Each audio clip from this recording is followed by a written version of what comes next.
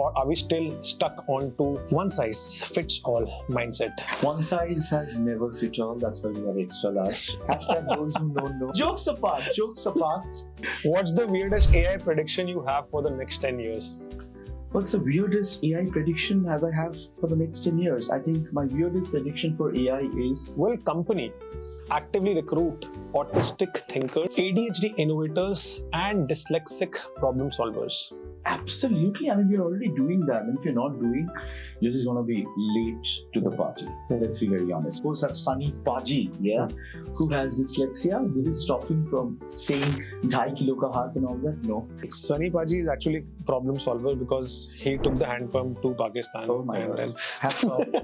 Hats off. The real problem solver who had dyslexia. I just said comedy, and comedians are these days getting banned. How would you see your comedy coming out? I think sabka samay abhi sahi nahi chal raha. If you could ever redesign the corporate world to be fully inclusive for neurodivergent minds, what's the first thing you would change? What has been the wildest twist in this entire journey? I think it's a very twisted journey, and of course my stories have a lot of twists. But I tell you one. Today's podcast is going to be a very special one. Normally, I introduce my guests and a very good introduction. But, when I give his introduction, it's in a very different way because it's like ChatGPT on steroids. Because Ayan, seriously speaking, when I was reading your introduction, it said AI enthusiast, tech leader, award magnate, public speaker, and an author. You're like all in one. So this is something which Ayan is, but if you have to explain yourself in 3 emojis, what will you be choosing and why? I think that's an interesting question to start off with. I think the first one will be a Korean heart or a heart because I think I'm all a heart. Like this one? Yeah, why not? Of course, I think it also leads to money, but we'll come to that later. Okay. So first is a heart. I think second is this because I'm truly grateful for where I am today. And it's where I am today is a combination and a culmination of the various decisions I've taken over my life. And the third one is a smile, not only because a smile goes a long mile, but because I believe if what you're doing is not making you smile, what's the point? So these 3, a heart, a folded hands, and a smile. So Ayan, today you're coming for the first time for a podcast. How do you feel? Do you feel nervous? Absolutely not. You should feel. I am already. Because the podcast is going to unwind itself. So first question I have for you is that you have done so much in life, and from IT to TEDx to Toastmasters, was there a point in life ever where you felt that, oh my God, wait, how did I get here? I think yes, it did. So what happened is, during 70 years of India-UK cultural exchange, I received a call from British Council, and I told there's going to be this very special event at British Council in New Delhi, this very city. And then I went over there, there were protocols, and I did not know exactly what was happening. I did know that Prince Charles, the Duchess of Camilla, and a host of others were going to be here for a very special event, and I was one of the guests. And then, on the day of the event, when I walked into the event, and I saw that my work was showcased in like these 9 feet tall panels, and my name was written there, and it was illustrated by the multiple Oscar-winning Aardman animations. For a moment, I felt that, wow, where is this? This was magical, and I've always dreamt about such a moment. And of course, immediately I felt, where am this? Because of the quality of the air, it was quite bad. And I thought, where am this? And am I really dying or something? But jokes apart, that was a magical moment for me because it was something completely unexpected. For someone to have his work showcased to who would eventually be a king, to be told by the future queen that she's a fan of my writing. Yes, and to have King Charles tweet about me, that same picture, I think all of it was very, very special and something totally unexpected. So I loved it, yes. Wow. What has been the wildest twist in this entire journey? I think it's a very twisted journey. And of course, my stories have a lot of twists. But I tell you one. So there was this interaction I had with one of the leaders in Philippines at IBM. And that was a video that was later on posted by IBM. It was about AI. And that leader went on to be chosen as the CEO of Asia later on. Wow. It's a very big one, very interesting, very interesting. And when I was actually checking my wardrobe, it was in Philippines, okay, and I was about to get dressed, and I saw that there was no dhaga, there was no nara in my pajamas. Okay, and I don't think I'm the kind of person who's okay to go pajama-less for an interview. Not my kind, sorry. So I actually, that day, in such an important interview, I just tied the pajama like a lungi and wore a kurta on top of it. I think I was quite twisted. I did have to twist my pajama to fit in. But I think life is filled with twists, and the more you accept it, the better it will be. So that's one twist that I remember. But I'm sure there are many more which would have eventually come across in some of my stories. And I know my stories are sometimes very twisted, but truth is often stranger than fiction. Wouldn't you agree, Solomon? I totally agree. And that's my next question. What's the common myth people have about you that's completely wrong? I think there are a lot of people who think I'm very vain, and they might compare me to a peacock. And I think they're right, because peacocks are beautiful. And you get to flaunt your feathers. But jokes aside, a lot of people tend to view me by the stories I write. I still remember there was this one point in time in which my wife got felt very uneasy when she read one of my stories. But, I kind of told her that, this is a story that I've written. It's just a story. It was a murder mystery in which a husband beautifully kills the wife, but whatever. But then I've also written stories about gods. That doesn't make me a god. So I think a lot of times when people read books, they try to think of the author based on the characters. And I would like to tell you this, it's not just true about me, it's true for everyone. We are just authors creating characters which may or may not have anything to do with the kind of person I am. Okay, so whatever myths are there about me, like in school, a lot of people felt I was a very quiet person and I was an introvert, which I was not. At college, a lot of people felt I'm an extrovert, which I'm kind of not. I'm more of an ambivert, actually. And so many people have so many opinions about me based on an aspect of me that they have seen. But as I was telling you in my introduction, I am a culmination and a combination of all those different aspects. So lots of myths about me, but one myth that I would like to break here is that I am approachable. Call me and I might be able to make a difference to your life. Not that kind of call, of course. But yeah, try it out. If your career was a movie, what would be the title be? And bonus, what would be the role you would like to play? Ooh, I think I love that.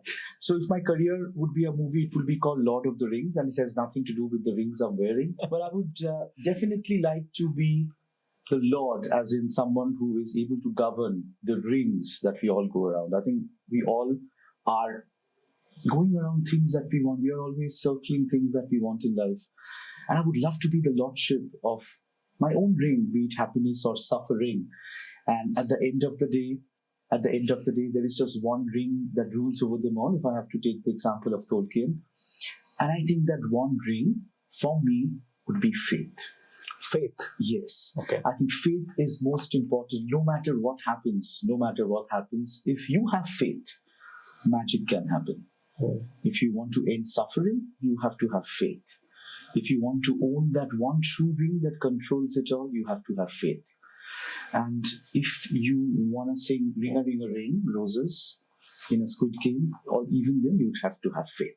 Without faith, life is pretty boring, I would like to say. So again, you must have seen that in this interview, we have already, gone past almost 5 minutes to 7 minutes. And whatever I'm asking to Ayan Pal, he's ready to answer. And that's what he is famous for, because he is our human AI when it comes to anything, any query. You just put that query and he has an answer for that. So now, because I want to challenge him and I want to challenge him more, I'm going to get into the weirdest section. Okay. So, and your next question is going to be, would you rather give a TEDx talk on the secret life of an AI-powered cockroach or write a fiction book on how to train your CEO like a puppy? I'm so greedy. Why not do both, yeah? Why choose?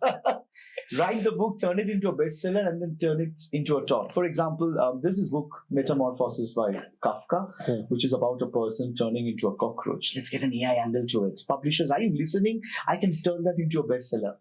And the puppy thing, who doesn't like puppies? Just the other day, I was in a training in which I was trying to talk about one of your bosses, and how we do have bosses, sometimes they are like puppies, right?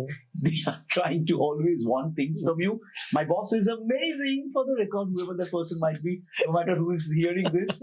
My boss is amazing, and I'm definitely not a puppy in front of my boss, except my wife. But that having been said, I think all TEDx speeches somewhere starts off with a story, and you have to decide whether it's a story that needs to be turned into a short story, that needs to be turned into a novella, that needs to be turned into a novel, or maybe a TV show. And if you think it can fit into 18 minutes, turn it into a TED Talk. So that's what I do. We all have stories, but we have to decide which story needs how much of time. And based on the time, you can do that. But for now, I think I'm going to try both, writing the stories as well as talking about them. Wow. Let's go a little bit more weirder. You have a lot of followers on LinkedIn and you're pretty much active there. What if LinkedIn gets banned one day? Would you rather become a comedian or would you rather be a chess player? Wow, I think that's an amazing question. I really don't know how you picked this up. Probably AI being on bacteria overdrive. But jokes apart, when you really think about chess, no matter who is on which side, all the chess pieces go back together in that same box. Okay, so everything ends up together. So I would definitely not like to pick up chess. I think I did try playing chess, and there was this one person who was teaching me chess when I was very young, and I kind of checkmated him within 7 round moves or something. Then I realized my luck has to stop. I really can't do this for more. And that's why I decided I'm never going to play chess again. Now, the other option that you gave me, apart from playing chess, is the one I think I'm going to consider.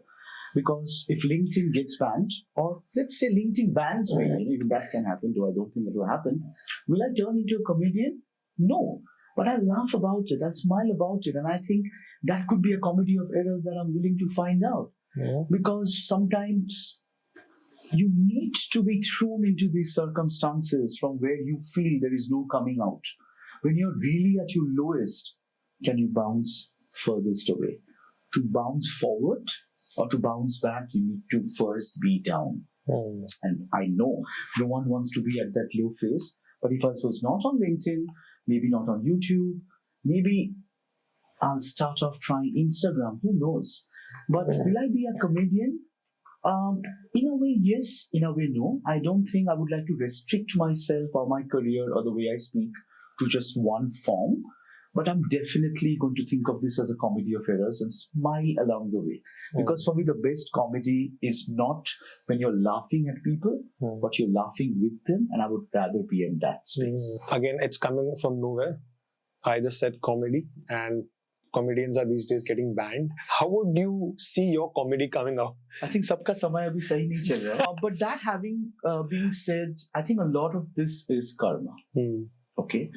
And karma can be a female dog at times. So you will reap what you sow, right? If you're going to do something, it's going to come back to it. And I might be seeing all of these things, but I've also been in situations where my jokes did not work. Of course, that was in a closed room and there was no hidden camera anywhere, so I was safe.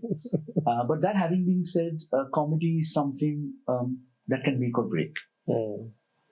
And especially Indians, we get offended all the time. Talk about it. Yes, all the time. And I still remember there was this one day on Facebook, I saw this post which I was not happy about, and I went and commented accidentally from my author profile. And then I saw a lot of people who were attacking me, and there were people who were taking my side and attacking those people, and it was quite funny. But that having been said, we have to be more responsible. What happened in that post? What did you write? I just felt. And was it midnight? Like Kapil Sharma? It was late at night. I will not tell you which was the platform, but there was a post of a lot of people, a lot of children. I think they were Chinese children. And the post talked about how do Chinese mothers recognize their children. And I said, I think this is racist. And a lot of people commented on that. It was my personal opinion. But what you have to understand is sometimes it's not just our personal opinion. When we put our thoughts out there, when we are getting all the love, we have to also be ready for the brickbats. You have to be capable of taking both the good and the bad.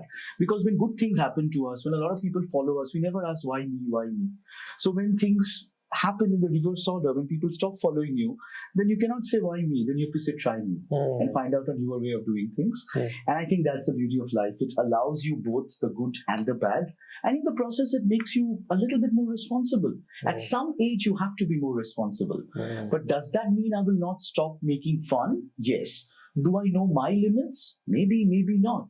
Will I be in such a situation? Definitely not, because I'm still not there. That having been said, to each their own, but how much is too much, and whether self-censorship is important is a question I think we all must ask ourselves. Because time and tide wait for none. Very nicely replied. Thank you. Next up, what's the weirdest thing you have Googled in the last 1 month? Apart from me, I do Google me from time to time. But no, this is a funny story, I guess. So recently, I was a quizmaster at IIT Kharagpur for their Spring Fest. I was in charge of a lot of quizzes and judging the debate. And I was Googling a lot of stuff about anime. And when you Google stuff about anime, people tend to think that you really want to know more about certain things, which I did not want to. But once you go and check something, you will keep getting those recommendations. So I was getting very weird recommendations.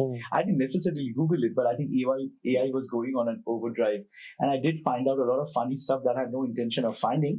But I think that's the beauty of anime, right? Anime and manga, for that matter. To each their own. I love Studio Ghibli. I love the movies of Miyazaki. But not everything is something I would love. So I think whenever you're Googling stuff or whenever you're going through a reel, please understand that there's an army of AI back there trying to judge you. So let's be very honest. When you're searching for Pattaya, whether it comes up with massage parlors or temples is completely dependent on what kind of searches you've had before. I would rather it be a temple, remember the emoji I took, than a massage parlor. I hope you get my answer. I get your answer. Oh my God. What's the weirdest AI prediction you have for the next 10 years? What's the weirdest AI prediction I have for the next 10 years? I think my weirdest prediction for AI is every single person will be using AI because they'll be compelled to use AI. And I think it's weird because no one can compel us to do anything. I really think so. I think Are you saying that AI is going to force us to give away our free will with which we are born? That's what people will think. And that's what I think some people are still afraid of. But I think it's not possible. We are already slaves to phones. There's a possibility. Yeah, depends on how you use it. So I'll tell you what I do. Of course, I do understand about AI and the good and bad part. And that's true for everything. There was a time people thought that, oh my God, they are slaves to playing outside. Or, oh my God, they are slaves to brick game for all I care about. Or they are slaves to Pac-Man or this or that or the Blue Whale game and they're going to kill themselves. They're slaves to television. But what happened to that? Everything ends, something till a bigger villain comes into the picture. If you truly use AI and AI assistants to assist you in doing a job better, instead of being a slave to it and not putting your natural intelligence, you will end up becoming a slave. And I think we all become slaves in that way. Sometimes we are slaves to our families. Sometimes we are slaves to our bosses. Sometimes we are slaves to that ideal salary that we need to get and the way of trying to reach there. But at the end of the day, what truly is freedom? For me, freedom is a necessity that allows you to do the things you want in the way you want it. So if AI is allowing you to do the things you want in the way you want it, you can never be a slave to AI. But if AI is constantly changing your opinion about things, then I'm sorry, you already were a slave. Maybe you're a slave to newspapers. Maybe you were a slave to TV channels. Maybe just the master has changed. So don't blame the master. Ask yourself, would you rather have a master or would you like to be the master of your own destiny? So we have always been having new masters. We were a slave country for last 600 years. Now we are being technologically, we are also becoming slaves to the technology, latest upcoming trends. So yeah, it's going to be an ongoing discussion, but let's come to the other part of your personality, which is public speaking. So my question next is going to be, will AI replace speakers and will humans always win? I wish. No, I think there has been a lot of controversy. And see, I'm sitting up and taking notes. There has been a lot of controversy about using AI for singing, for example, songs. And let's just be realistic. There's going to be so much of copyright infringement when such things happen, it gets very difficult. If AI is used to recreate something that is beyond our control, I think yes, maybe. In those situations, maybe. But otherwise, AI is capable, but the naturalness is gone. Like, I'm an author, and if I'm in such a situation where AI is able to create a story, I would take it as a challenge to come up with a story that's better than the one created by AI. And trust me, I'm laying it hands down. And I think that's going to happen to a lot of us. So we have to understand AI should exist to help us do the routine work so that we can actually focus on creative works like public speaking, painting, and so on and so forth. But it's kind of doing the reverse way. You're getting paintings generated by AI. And I don't know how many copyright infringement is happening in the process. You can ask AI to write like Dostoevsky or write like J.K. Rowling. Just the other day, I had AI come up with my looks as to how I will look in the 1950s, 1960s, 1970s. And, my wife went and said, "Oh, you look amazing." So I just thought, something good has come out of it. And then there's another friend of mine who wrote that, okay, so it was not my fault, but my hairstyle and the clothes that makes me look ugly. I won't go. I get comment it. on Not that. me, that person. But that having been said, it's sometimes fun to dabble in it. It might give you newer perspectives. Let's just look at the cameras, right? There was this one particular time in which we had to click and then patiently wait for the reel to be developed and for the photos to come out to only know that your eye is like that. However, we cherish those photos. Nowadays, we take thousands of photos, and how many of us go back and check them? None. We don't. So what's the point of doing this? What's the point of taking so much photos of your Korean food that the food becomes cold? There's no heart there. It's only hurt. So I think it's more important. It's more important to enjoy the memories, create more memories, and then use AI to keep sake of it. I think that would probably be a better way of handling it. Okay, I'll come back with the public speaking section in some time, but since you're already working with a very good organization called IBM, yes, IBM has got a record time of training approximately 6 lakh employees about neurodiversity. And it's a pretty inclusive organization that way and very sensitized. In fact, you are one of the first individuals who said the word neurodivergent correctly, and he understands the power of inclusivity. And my next question is around inclusion and diversity. Will company actively recruit autistic thinkers, ADHD innovators, and dyslexic problem solvers? Absolutely. I mean, we're already doing that. And if you're not doing, you're just going to be late to the party. Let's be very honest. And I think you're not doing that to just tick some boxes because that's stupidity. You're doing this because profitability is the key. And to be profitable, you have to have different ideas. And sometimes the brain just has to be wired differently. So if instead of trying to think differently, if you get someone who actually thinks differently, there's no problem. And I think that is the solution. And I'm not saying this just because I'm from IBM. I'm saying this because I genuinely have seen the kind of work some of my colleagues who are neurodivergent has done. Absolutely. Can you have any examples? I would love to listen to them. Yes, I mean, I have to, of course, ask them first because not everyone wants to openly talk about being neurodivergent. But I'm going to talk about this one person. Okay. I'm going to take this one example, which I think is quite there. Thomas Island. Thomas Island is someone who is the first accredited speaker who is neurodivergent, from Toastmasters International. And I still remember Thomas Island did come and he was in this conference and he was talking about his amazing journey in an IBM conference. So that's how both the things are together. And he's also written a best-selling book. You can probably go and check that out. So people like Thomas Island are there all around us. Even look at Bill Gates for that matter, right? So it doesn't matter where in the spectrum you belong. And if it is not stopping you from doing work in a particular way, amazing. For some people, there could be other issues. I do understand not everyone might be interested. You cannot force someone to think in a particular way. But if people are very passionate about things, even if they are not passionate about everything else, and even if they are thinking differently, I think neurodivergence is the way forward. I really genuinely believe so.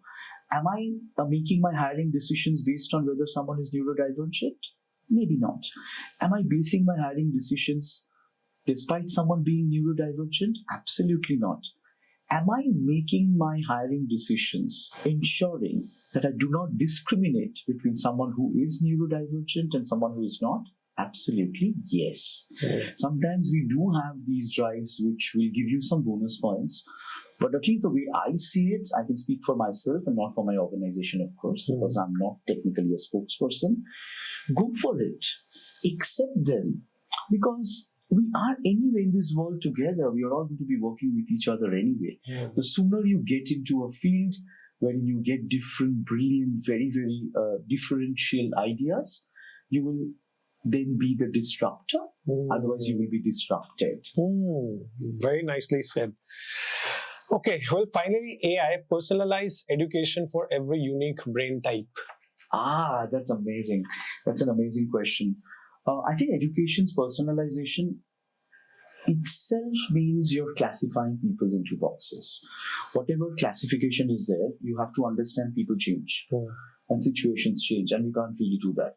So to be taking such a decision just based on AI may not be the right thing. And I'm going to give you some examples, okay? The first example I'm going to give you is from Toastmasters International, a not-for-profit organization. I know about it. There's a lot of learning that happens. So Toastmasters International asks you to go through a questionnaire. Based on your responses to the questionnaire, you know, Solomon, what it does? It recommends a pathway for you. But I'd say, and I truly believe, if you want to do some other pathway, do that. A lot of times our natural intelligence in the form of our parents recommend that we become a doctor, an engineer, this, that. Sometimes we follow them, we do very well. Sometimes we follow them, we don't do very well. So when our parents, who share the same similar DNA as us and who knows us so well, when they themselves can't take the best decisions for us, am I really going to be that trusting to an AI filled with hallucinations? I don't think so. But is it possible? Is it capable that it gives us a rubric that helps us make that decision? Yes. For example, AI can be used to figure out your personality type. It can be used to figure out what kind of choices in your career might give you better chances for success. But let me also take the example of a very famous tennis match. I believe it was Australian Open, where Nadal was playing against the eventual first runner-up, and AI predicted, I'll not tell you which AI, and it was not IBM, by the way. AI predicted that Nadal's chances of winning were, I think, about 7%, and the other person's was 93%. And Nadal won. He became the champion. And AI will be able to predict the future? Yes. A lot of times, IBM AI has predicted the eventual winners of Grand Slams where IBM is an AI. So yes, I know it is possible. I know it is happening. We have also had AI models currently working which can predict the chances of a film being successful. But no one knows what will happen in a world where if you could have just predicted everything, things would have been so much better. Can your AI predict that my podcast will be a success? I think, yes, AI might be able to predict whether your podcast will be a success. And you know how? What are some of the ways of doing it? It all depends on how you feed the large language models. We get what we feed and what you're feeding it. So if you're going to ask silly questions, if you're not going to give it the right kind of data, it can predict nothing. If you're not going to open up to your parents that, you know, Mom, I really don't want to be a doctor because I hate dissecting frogs. Maybe your mom will take the right decision for you. But do we really open up to our parents? Not always. Are we really opening up to AI? No. In fact, there is an advertisement of this of a chocolate company which tells that let's have fun, let's keep asking silly questions to AI so that it comes up with goofy answers. And just think about this. This could be true because AI is constantly learning and constantly evolving. So it becomes very important to use AI responsibly. And the way we are feeding large language models becomes very, very important because hallucinations are real. It's here to stay at least for a while. And I don't want any hallucination to ruin my career. So for the guests, what exactly do you mean by hallucination?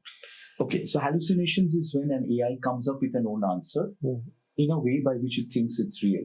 So for example, recently when I was doing a fact check, not me, I was getting it done by a friend of mine, a minion, sorry. And then it checked an answer which came from a question that came from AI, and it asked a question, which is, Which Indian film has won an Academy Award for Best Foreign Language Film? No Indian film has won, but AI has checked it multiple times, all the major AI, and it couldn't differentiate between Oscar and an Academy Award. And it still thinks an Indian film has won, though it has been nominated. I also see blatantly information present on very prominent websites about people and celebrities which are not real, because somewhere AI is generating a summary of things that it sees, and it's making mistakes rampantly. And I think, yes, hallucination, just like we hallucinate when we are on drugs, happens for AI as well. Oh, So we, AI are, is trying to trip on itself. we are doing current after this comedy episodes which are happening in the country. I think the entire nation is hallucinating. I don't We know are- AI. But I hope you got your answer. I got- Hallucination is, in a simplistic term. Yes. Okay, so let's shift a little bit, focus on the part where I would say that the neurodiversity part again. I would like to continue that. Yes. What if we've been looking at the talent the wrong way all this long, and instead of fixing weaknesses, what is the real key in understanding different kinds of minds? I genuinely believe we have moved past that. And one example would be Clifton's Strength Finder. Even the questions change, and I think there is a 1 in 32 million chance of two people having the same exact order of Clifton's strengths. And if you really look into it, the most successful people in the world have been successful not because they were able to focus on their weakness. Of course, they have to overcome some genuine minimum weakness, but because they paid attention to their strengths. Okay? Like, I am personally not good in Bengali in terms of writing. Okay, I keep making spelling mistakes. If I was focused on making my Bengali better, I wouldn't have been able to already do as I am in English, which is the way I write. Okay, there's nothing wrong. I'm not proud of the fact that I don't know Bengali as much as I know English. There's no, with all humility, I accept I can be much better. So what I'm trying to tell you is, to be successful, you have to know what are your weaknesses and your strengths. And if there is a weakness that takes away from your strength, yes, definitely go and fix it. But if it's a weakness that has nothing to do with your strength, please focus on your strength. And I think that is the way forward. I would rather, just to take the example of a famous celebrity, okay, Sachin Tendulkar. I know Sachin Tendulkar has sometimes done amazing bowling. But would you rather he focuses on his bowling or his batting? And I think we know the answer. It is our strengths that will determine how high we rise, and it is our weaknesses that will determine how hard we fall. Yes, that's a truth. However, with just 86,000 seconds in a day, I would rather focus on strengths than weaknesses, while being aware of my weaknesses so that they don't take away from my strengths. And I think psychoanalytic tools like Clifton Strength Finder, though they've not paid me for this, is definitely a good way of finding out what your strengths are. There could be other means as well, but that's something I would rely on. Yes. Thank you for that. Beautifully answered. Okay, are workplaces ready to embrace neurodivergent talent, or are we still stuck onto one size fits all mindset? One size has never fit all. That's why we have extra large. Hashtag those who don't know. Jokes apart, there are certain fields in which you probably can't have neurodivergent people. I understand, there are. But when it comes to intellectual capability, I don't think there is any limitation, any hindrance. And I know I'm making a very controversial statement, probably in this way. So, for example, let's just take the other example, like say work from home, right?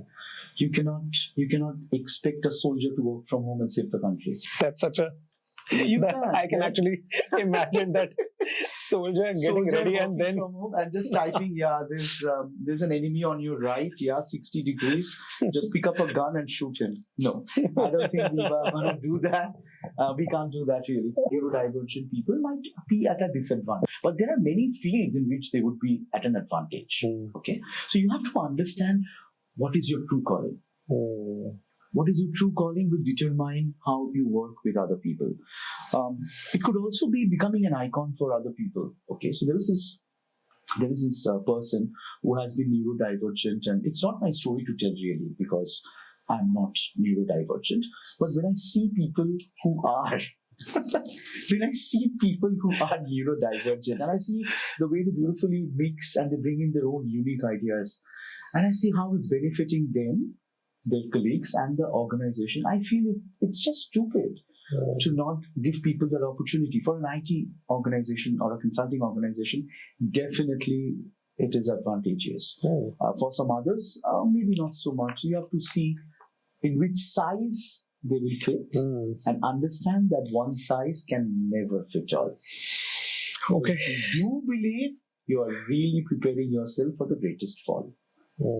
Okay, so now we have the rapid fire round. Okay, so I think you know all the neurodivergent conditions. Because why I'm saying constantly this thing, because you happen to have an organization which understands this entire concept, and I am from the Indian perspective trying to get that part where I can sensitize my audience, because a lot of people are from the education field. They are educators, they are specialists, they have been therapists, and multiple other walks of life, and they would want my podcast to be more educative, and they're looking forward to those organizations who are looking at this concept very closely and working deeply also and getting some real-time results, because there have been organizations like NASA. NASA has got some really amazing talent from the neurodivergent pool, who have written codes and who have helped big projects. Absolutely. And they have been the mastermind behind those projects. So yeah, my rapid fire round is going to be about the hidden superpowers. Okay. Before you get into it, very quickly, I would like to share two things. If it's okay. So one of my friend's daughter is neurodivergent, and my niece, my cousin sister's daughter, is also neurodivergent. I can talk about my cousin sister's daughter. She has Down syndrome. So when your family is aware of something like that, you get to know a little bit more. So I think I'm probably a little advantaged in that perspective. Also, if you are aware of things like the Purple Fest, which is an amazing initiative, and I've been a participant at the International Purple Fest, which happened in Goa. What does happen? It's for neurodiversity. I think you should read about it. Again, not my story to tell. Okay. But of course, in India, we do recognize 21 kinds of disability. I see. Okay. And I've heard about this. I've heard about Purple Fest. Yes, I have heard the International Purple Fest. So yes, do find out more if you're interested in this. But that having been said, you can find out about anything if you're really interested. And because of the company I work for, because of the family I have, and for all these other reasons, I am a little bit luckier than other people. So it's just there. So with that, I'll be happy to answer your questions. So again, these will be like table topics, or you can say rapid fire rounds. ADHD superpower in high pressure roles. Okay, I think I'm bowled out. So what exactly do you mean? So again, instead of looking at neurodivergent traits as challenges, let's see them as business superpowers. Okay. Tell me how these can be advantages. So I'll give you a statement, and based on that, you can create a hallucinating thing or you create something which you've actually experienced. Sorry, I didn't get the entire gist. I think my natural intelligence is faltering. Going forward, moving on. Yes. Okay, so ADHD superpower in high pressure roles. Oh my God, I have to really quickly multitask. So just keep moving from one to the other. Who's going to stay there? I think it can actually help you multitask better, because you're not focusing on the same thing for a very long time. You're quickly capable of moving from one box to another box to another box to another box. Why box ourselves in lives when you can quickly move from one to another? So yes, it could be a superpower. Okay, great. Dyslexia, creative problem solving. Think about the letters dancing, and do we not want the words to make people's hearts dance? So if you're actually dyslexic and if you're not able to read properly, what happens is your other senses become stronger. So definitely that can also be a superpower. And we of course have Sunny Paji, who has dyslexia. Did it stop him from saying "2 kilo ka haath" and all that? No.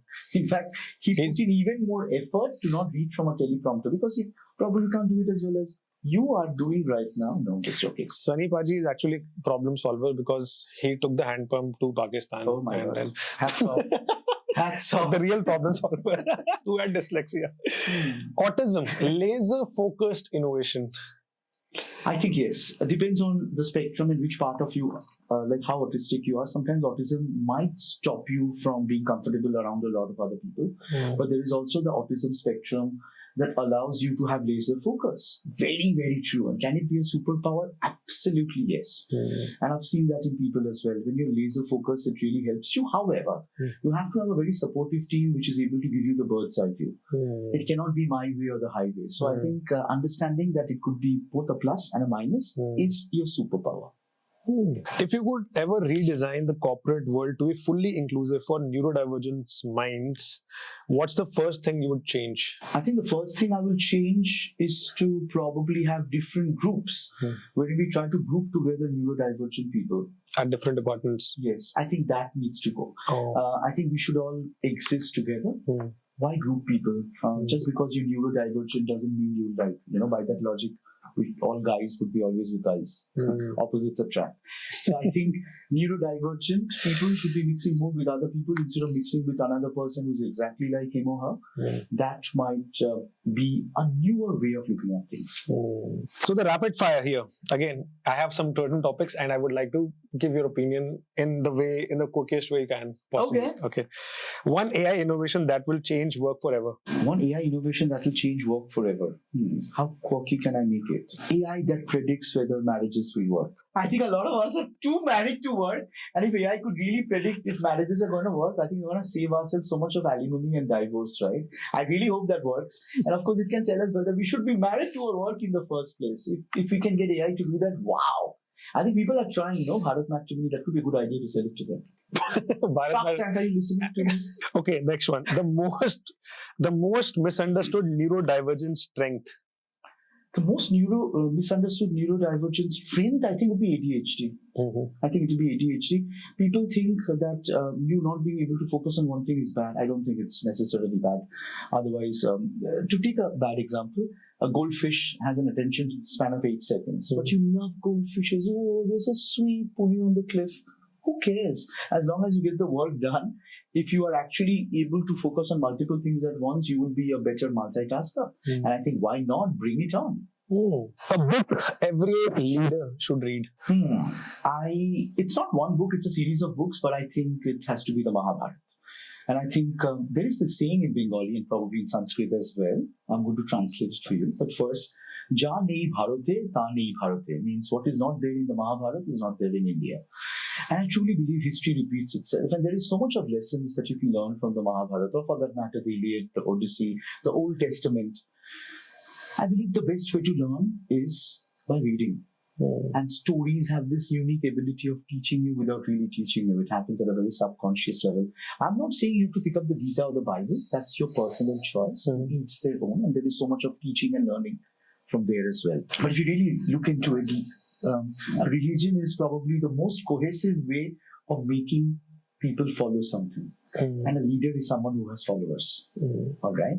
So if you really look at, for me personally, I feel I've learned a lot from the Mahabharata and the stories of the Mahabharata, or from any mythology for that matter, to find out your Achilles heel and to allow yourself to heal despite having an Achilles heel is the secret to success, in my humble and personal opinion.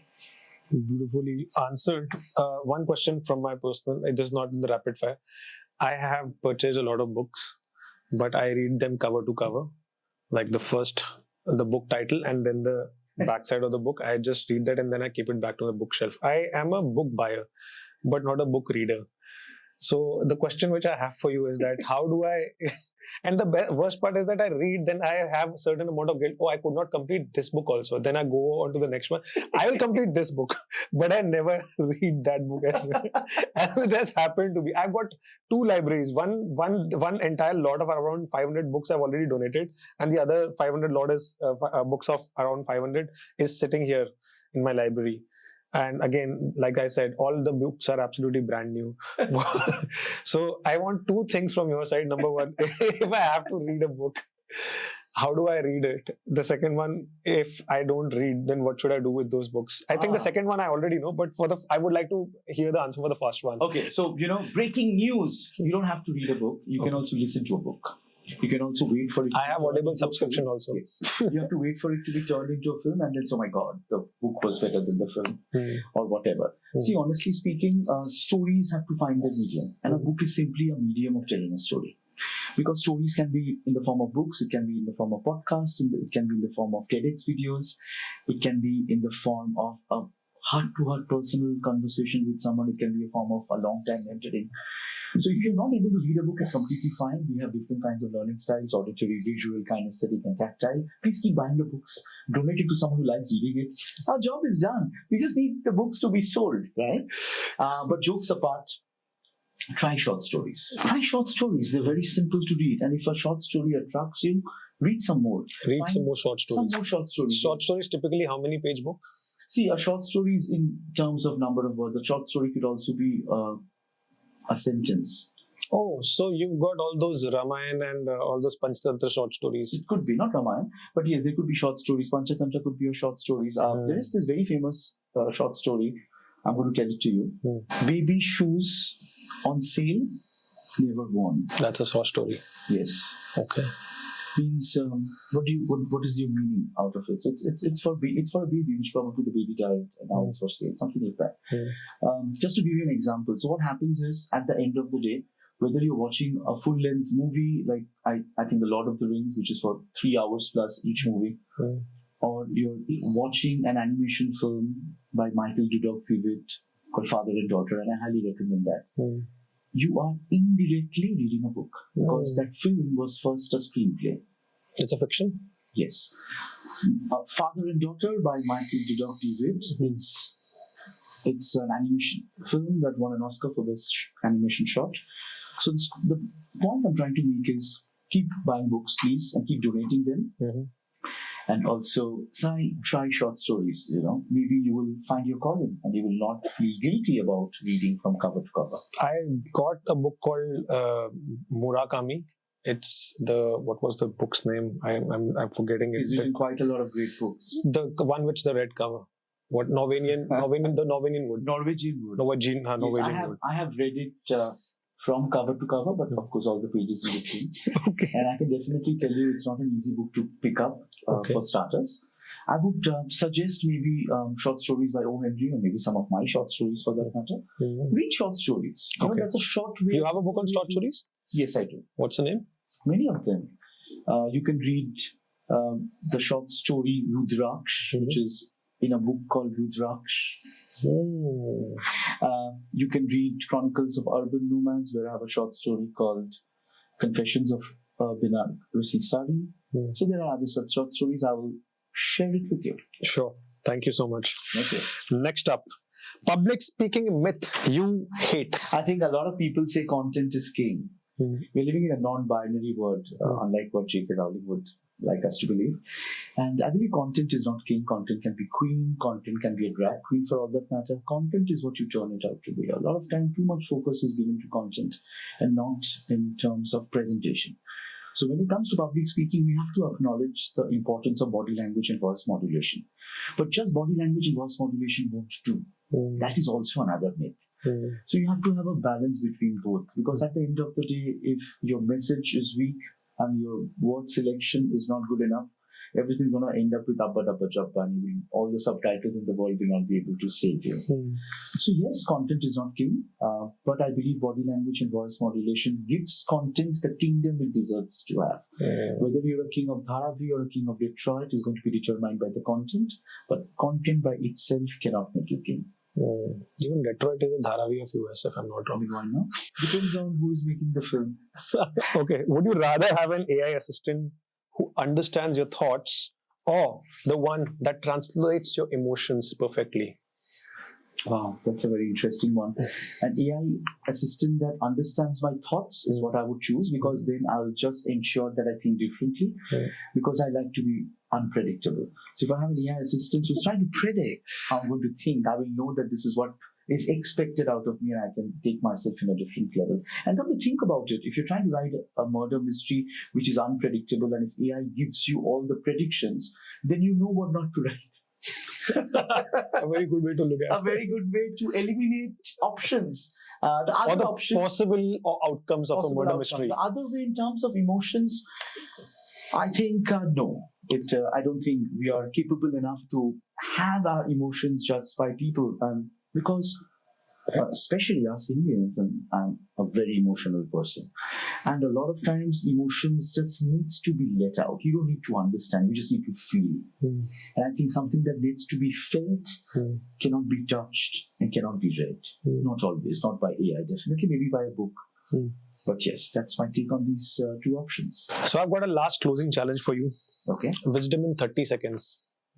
Okay, and your words, your random words, you have to make something out of these three words: neurodivergent, superpower, and AI. AI can be a superpower, irrespective of whether you're neurodivergent, if you rely on your natural intelligence. Artificial is never the only way. I would rather have a lemon than a lime cordial. And when life throws these lemons at you, turn it into a lemonade. And maybe AI can give you the recipe of turning into a virgin mojito. But if there was no lemon, there would be no lemonade or mojito. So remember, the only thing that matters is your natural intelligence. Don't let neurodiversity spoil that for you. But remember, rely on your intelligence. It will never let you down. Great.